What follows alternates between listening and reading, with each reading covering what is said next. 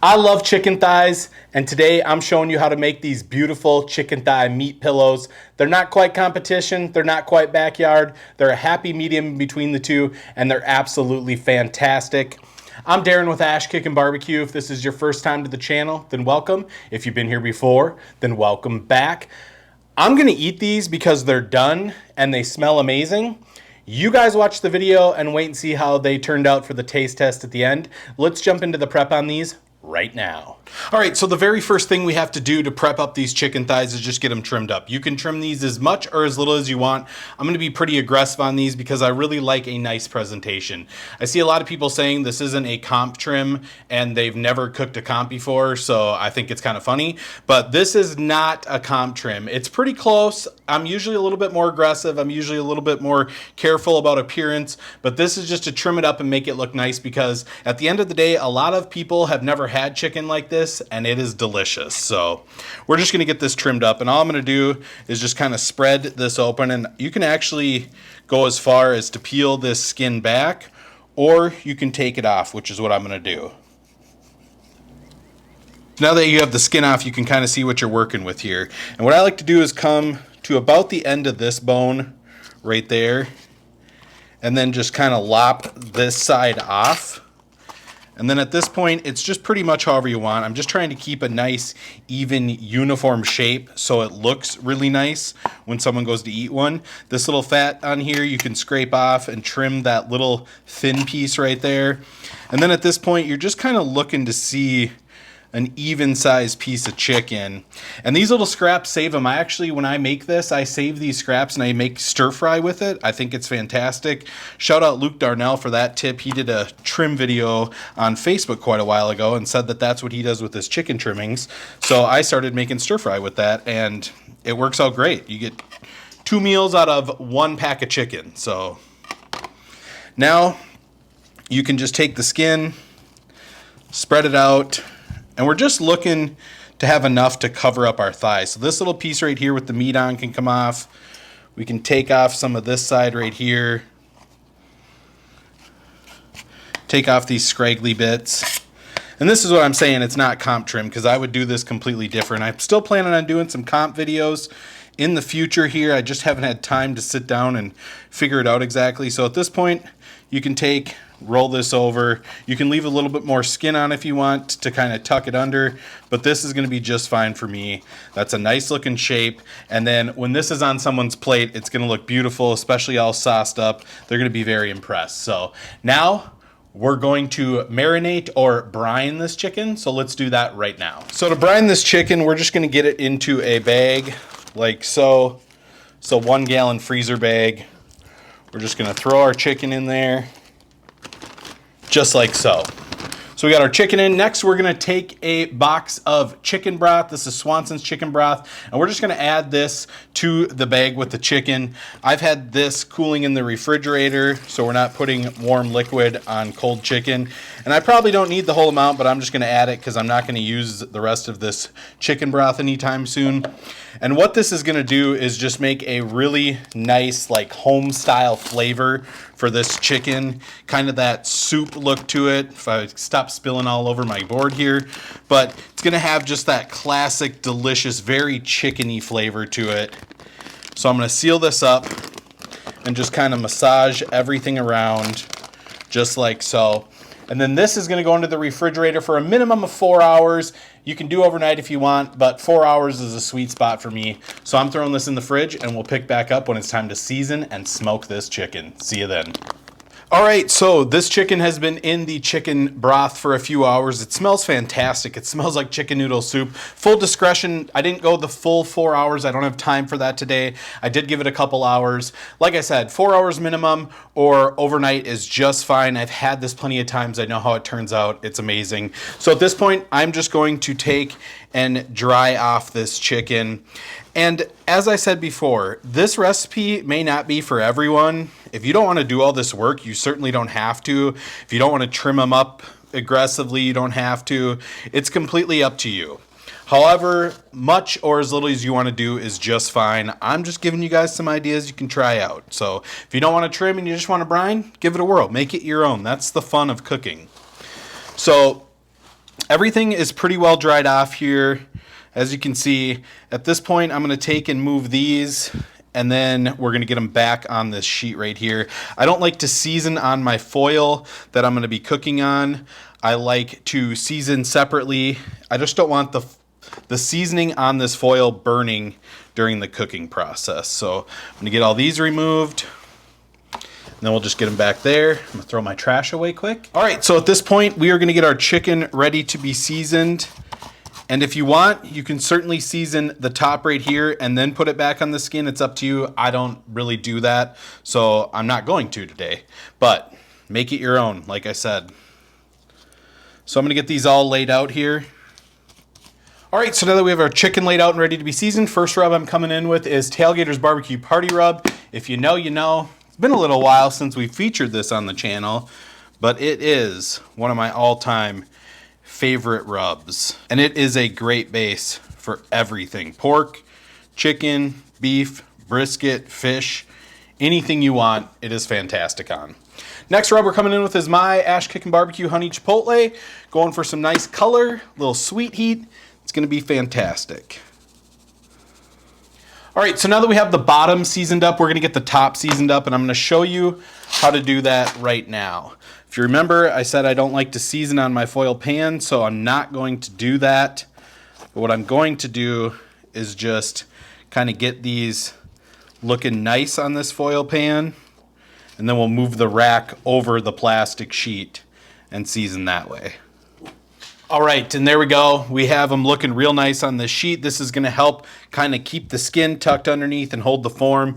You can kind of adjust them as needed, and it just makes for a better cook in my experience. It's completely optional, but I highly recommend having a few of these racks around if you cook a lot, because they are really nice for different things. Salt brining steaks on this rack so you can get airflow underneath is a huge one for me. And these are looking pretty good. Let's get them seasoned up.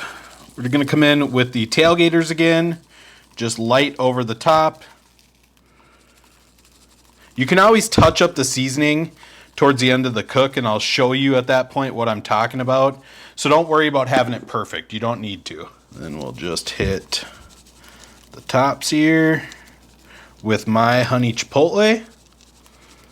And again, I really want to emphasize, this is not a comp recipe. The argument can be made they kind of look like comp thighs, but the process for me is completely different. And like I said, you don't have to go through all this effort. I usually only cook this chicken for people I really like, because it is a lot more work, but the end result is fantastic. So our chicken is seasoned up. We're going to get it onto this foil pan right here and leave it just like that. We're going to let it sweat in for a few minutes, then we're going to get it out onto the Z-Grill 700D3 set for 300 degrees. I have some cherry pellets going in there. And like I said, the nice thing about this rack is it goes right on the cooker. You don't have to handle the chicken thighs. It keeps the nice appearance, keeps the nice shape. So I'm going to let this sweat in a little bit, and then we'll head out to the Z-Grills and get this cooking. The rest of this is real easy, so see you outside. All right, so we're out at the Z-Grill 700D3, and before we get this chicken on, I just want to take a moment to thank the sponsor of today's video, which is Z-Grills. Look, low and slow, hot and fast, Z-Grills has you covered. I have a link down below. You can check out all the models if you're interested. I really like this 700D3. It's performed flawless for me all winter long. I've cooked out some great barbecues you guys have seen in the video, so if you're interested in checking them out, the link is down below. Let's get this chicken smoking right now. All right, so 300 degrees with the Z-Grills. We are just going to get this chicken on right here, like so. And we're gonna let this go for about 30 to 45 minutes. We've got some nice smoke coming out of here from our cherry wood pellets, even at 300 degrees. That's why I like the Z-Grills. It smokes at high temperatures, which I really enjoy. So we're gonna give this 30 to 45 minutes. We'll come out and check it. I'll let you know how long it's been when we get back out here, and we'll see you then.